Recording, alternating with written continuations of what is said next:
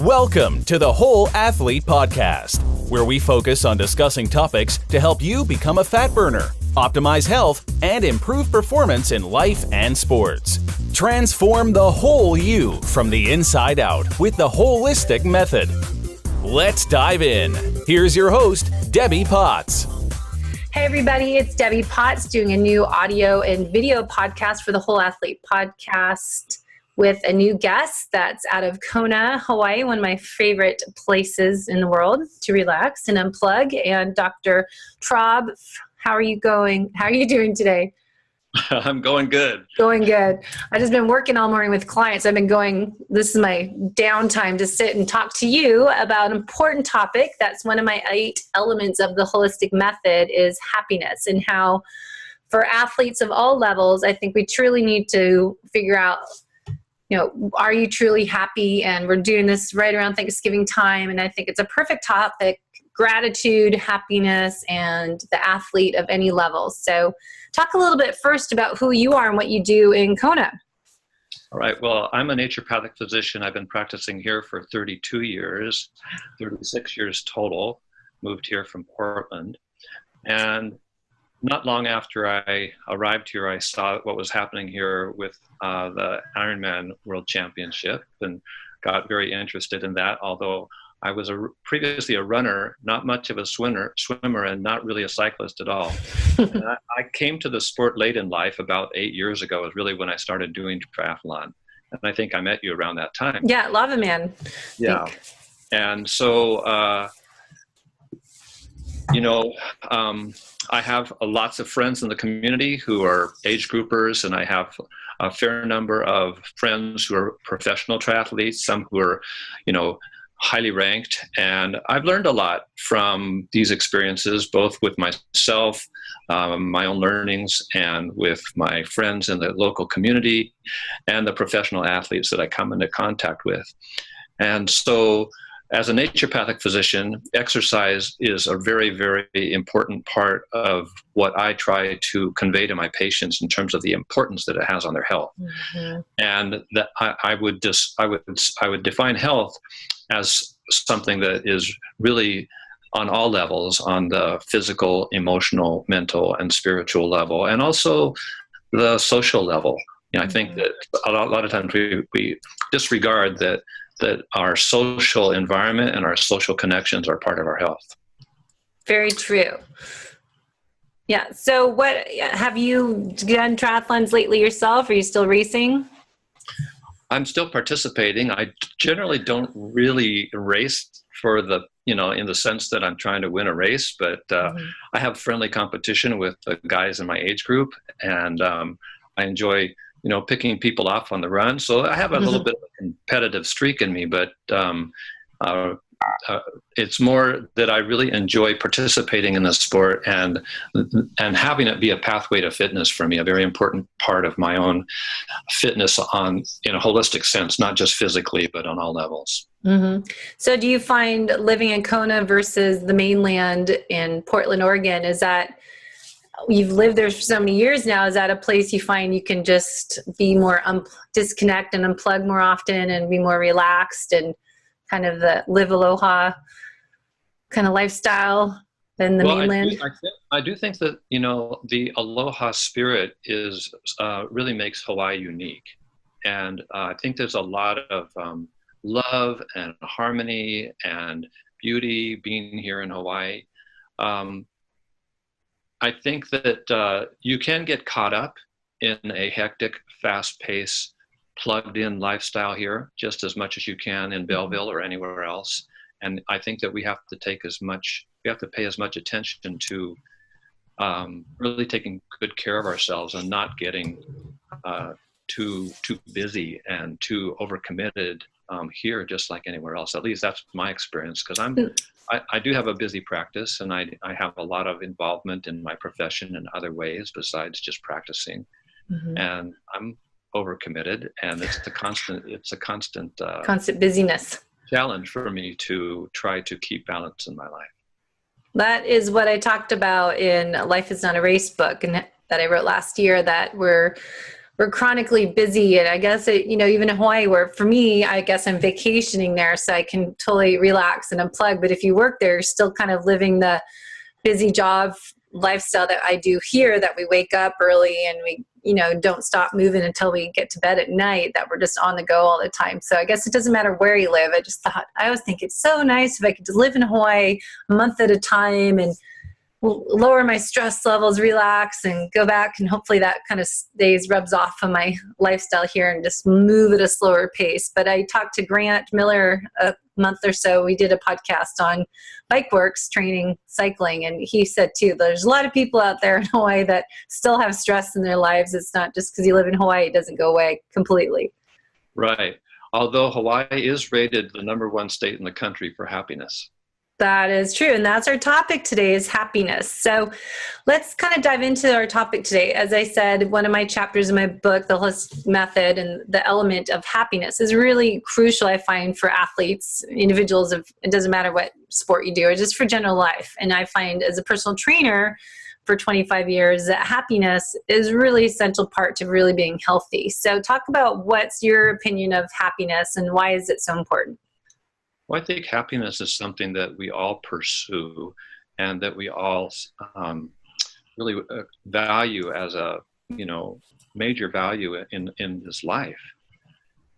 And the ironic thing is that I think that as human beings, our thoughts, our emotions, our sensations, and the stories that we tell ourselves often take us away from being happy and from being focused in this present moment. Yes. It's that focus is a big word. Yeah. And whenever our ego gets caught up in things, I think it takes us away from who we really are, what our true self with a capital S really is, and you can define that in different ways. Some people will say it's the God within, and some people will say it's your soul. Some people say it's love, your own divinity. I think that, there's this kind of discrepancy between an ego-driven awareness and a more soul-driven awareness. And in sports, it's easy for the ego to get caught up in the activity, to try to perform, to try to do better, to try to beat this person, to try to, lift more weights.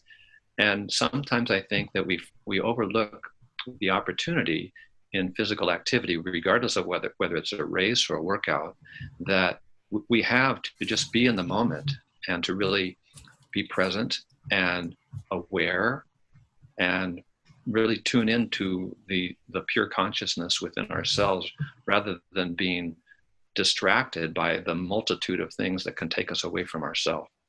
And so I think that by being in contact, being focused on that kind of pure consciousness can lead to a much more happier experience in whatever it is that we're doing. So it's kind of the pursuit of happiness, and how do we get on that road and follow that path? And, there's obstacles along the way, but how do you get there and overcome those obstacles? Have you found different solutions to help yourself and your clients? Well, I've meditated most of my life. And so now when I run or swim or ride, for me, it's kind of an active form of meditation. And I try to take that same type of meditative state into my activity as much as I do as when I'm sitting every day. And I do recommend both physical activity and meditation to my patients, and often will have the opportunity, because I live in a relatively small community where people are active, to actually rub elbows with patients, in various ways. I mean, here in Kona, there's the hat of being an athlete, and there's the hat of being a doctor, and a lot of times I'm associating with the same people. It's just a different environment. But I also find that helping people develop a regular meditation practice is a very beneficial thing too, to foster happiness and peace of mind and the ability to focus and concentrate. And so many times I will just do a short guided meditation with patients in my office. If they don't have any experience with it, sometimes people have the idea that meditation is about stopping your mind, and that's an impossible thing to do most of the time. And so I try to guide people into a state where they're relaxed and are just aware of what their mind is doing, not necessarily trying to get their mind to stop. You have a very calm voice. I can see you doing a meditation, talk your way into it, and have an app that here or a CD you can give your clients to listen to at home. I've had someone do that too. They made a CD that no one ever uses CD anymore, but you can have that person with you for 5 minutes. It doesn't take a lot of time. Do you find it, how long really helps a person relax? And it's kind of switching into that parasympathetic nervous state and the different brain waves. It can happen in 5 minutes, but usually a 15 or 20 minute minimal meditation is better. I used to actually record things for patients on cassette tapes. But there is a great app that I recommend to people. It's called Insight Timer. Oh, I haven't heard that. It started out as just being a little simple timer with a bell that you could choose to tell you, when to start and when to stop your meditation. And then they started including a lot of different guided meditations on there. Now there's like 4,000 of them, and all kinds of topics: how to sleep better, different styles of meditation, yoga meditations. And so it's a great free timer that I really think is really valuable for people, because when you're not really familiar with meditation, being able to listen to a guided meditation makes it a lot easier than just trying to do it on your own. Yes, I think if you're new to it, I think one of those apps that are guided, but is it ideally, you don't have the cell phone on, and if you can do it on airplane mode, or, not have the EMF waves. I always think, we do all these apps with our cell phone, but is it counterproductive or less effective because we're getting electronic by our ear under our pillow at night or something? It'd be nice to be able to do it without any electronic devices after you practice. Right. Yeah. Yeah. So have you found a difference with people? I mean, maybe your own self, for example, of a client that, I find most people are stressed. We're overly committed. We're busy. We're on the go all the time. We're pressed for time. We're rushing and multitasking. As you said, focus is a big word. We always say, what the F, what the focus? And have you found having them do meditation, helping them kind of slow down, and I call it pause and reset, that you can recalibrate and, all right, then let's deal with this situation, or then let's start with this day, or sit down and have this meal that we can digest our food properly, or I can go to bed and sleep through the night. Have you had any good examples of success stories with clients?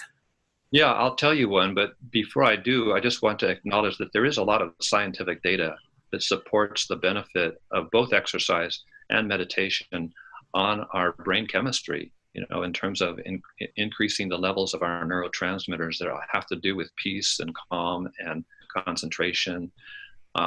So I think that, this isn't just my experience. It's been well substantiated through scientific research. Well, I just want to throw in there before you go on, just not to interrupt, but biking, that's always been my thing. I've talked to Dr. Phil Maffetone over the years that I'll be in a total zone state when I bike ride in the afternoon and forget where I was. And we were talking about brain waves, a couple different episodes, and how you can just totally be in that zone, in that meditative state, almost on your bike. Or I find that's why I like to bike ride alone sometimes and go for a run or walk, because I can just let it go. So it's probably similar. Okay, sorry, just had to throw that in. No, I totally agree. And the beauty of being here in Kona is that I've got the ocean to swim in too, and it's very safe and calm. And so I find that I can get into a meditative state swimming. Until a shark comes. No, that's part of the focus. The fact that there's sharks in the ocean, and they're so rarely seen here in Kona that it's not really an issue for me anymore. I grew up in Southern California and came here with a very healthy fear of sharks, but I finally exterminated that fear. Okay. So you can get in that, just staying. Can you swim a long period of time? Because that's very, I'm sure, relaxing in the ocean. I know people that can, I'm scared of anything in the water, but I love swimming from the pier in Hawaii because I think it's safe. But I know people that go there and they just snorkel with their fins on and just swim an hour or two along the shoreline. Just totally, it's their calm, happy place. Right, right. So the example I wanted to give is a young man who actually was a multiple Ironman finisher who worked at a hotel, and he was plugging in an electrical appliance at one day, and he got a severe shock. It was basically an electrocution injury, and he felt there was a bare wire on the cord of this thing that he came into contact with. And so it really, really affected him physically and emotionally and mentally. And I saw him for probably the better part of 3 years, and he had a gradual improvement in a state where he was basically, not paranoid, but traumatized and panic-stricken and anxiety-ridden most of the time. And so one of the first things that I did with him was I did a guided meditation with him, and I encouraged him to practice that on a regular basis, which he did to a certain extent, not as much as I would have liked. But I also encouraged him to get back into doing triathlons, even though a lot of them go right by the hotel where he had his accident, which was a trigger for him because he had post-traumatic stress syndrome, really was his diagnosis. And he was triggered by anything electrical. He was triggered by crowds. He was triggered by any kind of situation that would be overwhelming, like being in a noisy place with a lot of people. So over time, he really improved a lot. About halfway through his recovery, he developed symptoms that made me think that he might have diabetes. He had a family history of diabetes. And we checked his blood, and not only did he have diabetes, but it was way out of control, and his blood sugar was really high. And so we put him on a low-carb diet and increased his exercise even more. And this actually helped to motivate him to exercise more because he knew that that would benefit his blood sugar problem. And he reduced his diabetes to a normal state within about 3 months, which was just like unheard of. That generally does not happen. But I think we caught the disease early enough that we were able to completely reverse it in a very short period of time with Right. diet and exercise and taking good care of his mental, emotional state too. Yeah, that mental emotional state I think is so important. As I said, my adrenal issues or HPA axis dysregulation, it's from the brain, starting with that and helping the adrenal stress. But I find that so many people I'm working with relate to me, and, we all are competitive and we want to still race, but a lot of times we have these setbacks with health issues because of life stresses and everything else that comes in, the chronic busyness and internal stress as well as the external sources. But having to find a different source of happiness when you can't train as well or as much as you like to. That I have a lot of clients like, okay, they can't train, or like me, over an hour is too much. And if you have adrenal issues, they say 45 minutes. And a lot of athletes that are like myself that love long distance Ironman type of stuff, half Ironman, triathlons, that you find, it's your happiness a lot of people get from their training and get from racing. And that, like you said earlier, about being in part of that environment and crossing the finish line and that joy and excitement. And when you can't do that, I know a lot of people feel depression or sad, frustrated because they're not able to continue training and having to, work through that to find happiness in a different way, that you don't have to do a 3-hour bike ride to feel happy. You can 45 minutes, a normal person does 30 minutes and just feel joy from that way. So I think a lot of times is reprogramming ourselves to go find happiness a different way, not depend on exercise as our sole place for happiness, joy. Right. And you were mentioning with Thanksgiving coming, the importance of gratitude, the attitude of gratitude, and I think just being grateful for being able to move our bodies and enjoy the outdoors, even though it may not be for as long as we'd like to, or as we're capable of at a particular time in our life while we're recovering from something. Yeah. Well, I think example, you're saying injuries or something, an accident you have to recover from, that it is being thankful for you're able to go for a walk, and maybe you can't go for a long run, but maybe you can find joy into going to yoga class or find something else. But I just wanted to throw that in there because I talked to a lot of different clients and people, and just, being at Ironman Hawaii this year, networking and sharing my story with others with my 5 years of dealing with adrenal dysfunction is that finding happiness from something else. That is, if you can't train and race as you used to, and I hate the age excuse, I find it's just our health. We need to get healthier from the inside out. But what can you do to really find that happiness is the hardest thing for people that are type A personalities and want to do more. Yeah. I think sometimes just remembering that we should be grateful for having this life, is one thing that we often take for granted. And, many of us athletes have crashed on our bikes at high speeds. I'm included in that. And I'm grateful, that I survived and I didn't break my neck or kill myself, when I went down at 30 miles an hour down a hill. Ooh, that's bad. Yes.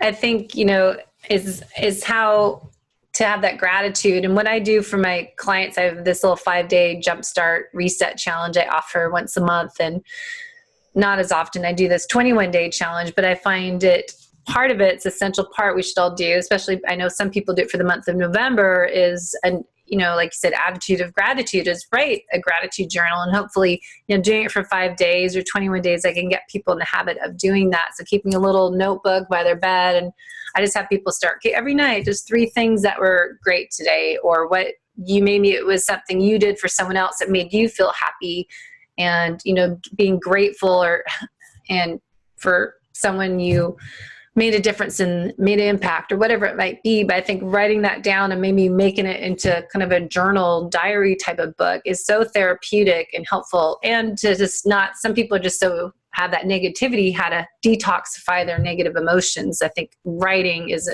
a essential part. Yeah. Yeah. I second that recommendation. And oftentimes I will ask people to not only keep a journal of their diet and their exercise, but what was going on with them while they were exercising, and what was going on with them while they were eating. What is happening?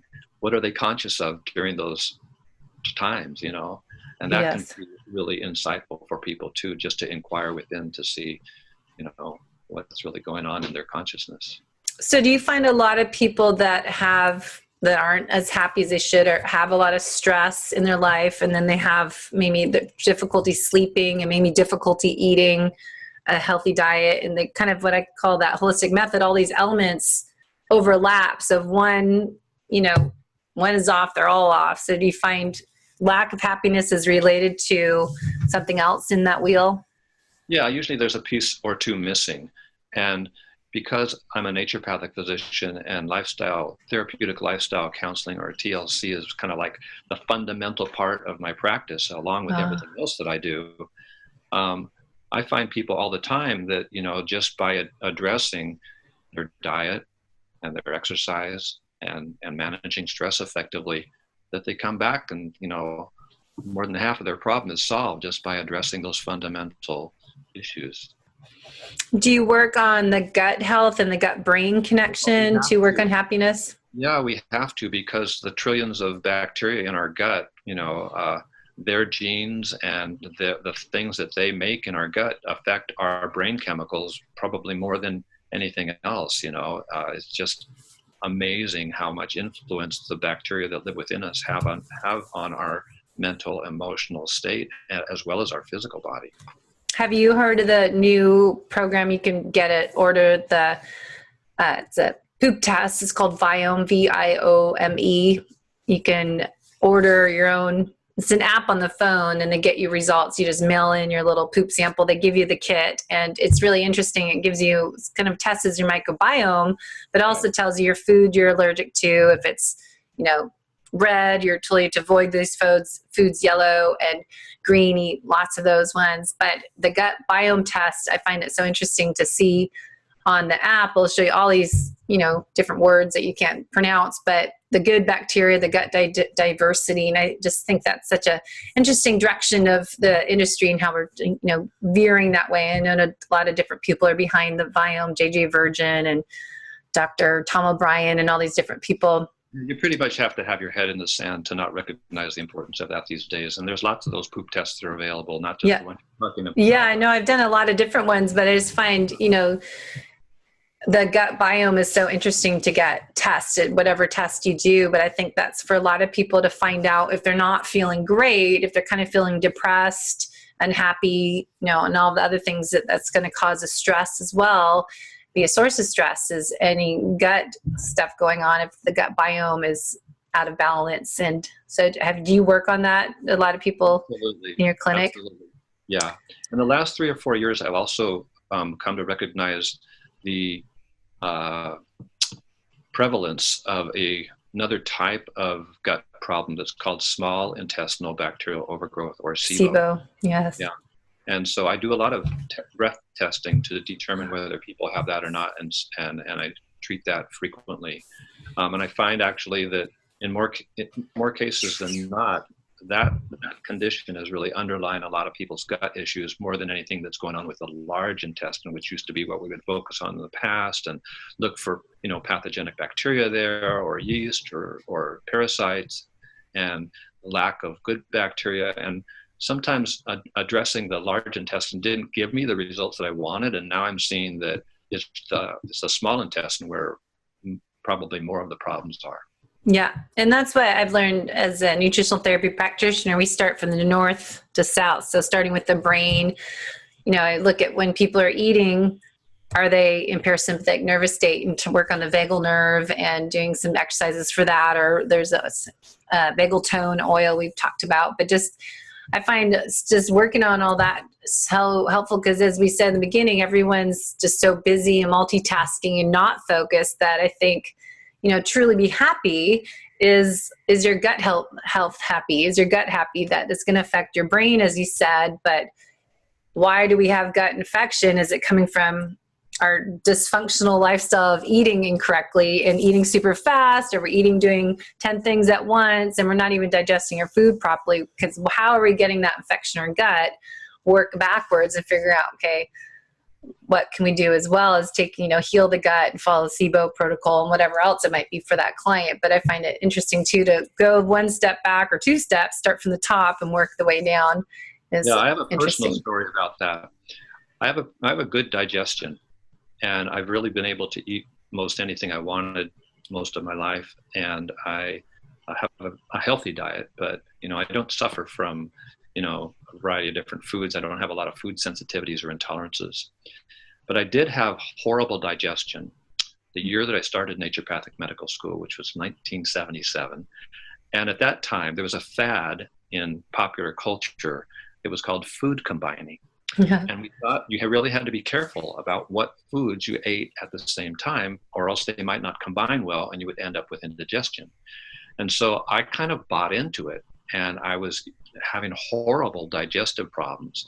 And I finally realized that I was doing this to myself, because when I was eating, I was worried about what impact those foods were going to have on my digestion. And when I finally realized that I was bringing it on myself, I would just sit, I would meditate, I'd pray, bless the food, be grateful, and eat and enjoy the food and be relaxed. And I could eat anything I wanted again. I've heard that just, when we talked about stimulating the vagal nerve and to shift to parasympathetic, just, take some deep breaths before you eat, but sitting and giving great gratitude to your food and being thankful. And just that simple little process of just stopping and saying a prayer, or even I heard sitting on the floor too is one thing I read, is to sit and you totally can be relaxed, then eat your food and digest it properly. So just that stress probably impacted it. Yeah. So we just started running out of time, a few minutes left. Do you have 2 minutes of meditation, or if, they can just walk through and just give example for people? Oh, sure. Yeah. Well, if you're not driving and you can close your eyes and just go inward, then I would encourage us to remember who we really are. Remember that we are not our thoughts. We are not our emotions. We're not even our physical body. We can define ourselves in different ways. We can define our true self as our soul, as God within, as love, however you want to, whatever you relate to. But remember that that's who we really are. And don't be distracted by all the opportunities that the outside world gives us to be distracted. Remember who we really are and remain there and strengthen that knowing of our inner being in the present moment. I think that is a great way to finish, and to, as we start the holiday season, we should have the attitude for gratitude, take time out to unplug, disconnect, so we can connect with the people that we are with. That includes not being on your cell phones when you're at a dinner or talking to people, and focus and enjoy your family and your friends this time of year, and just a season that if we can get the most out of it and carry that on the rest of the year, and maybe everyone be a little happier place and rub off that little Kona love over to the mainland, and we can all kind of feel that same sense of calmness and enjoy each day to its fullest. So I thank you for your time today, and I wish you a happy holiday season, and see you next time when we're over in Kona. Thanks for listening to the Whole Athlete Podcast. If you have any questions, feedback, or topic suggestions, let us know on Facebook or at wholeathletepodcast.com.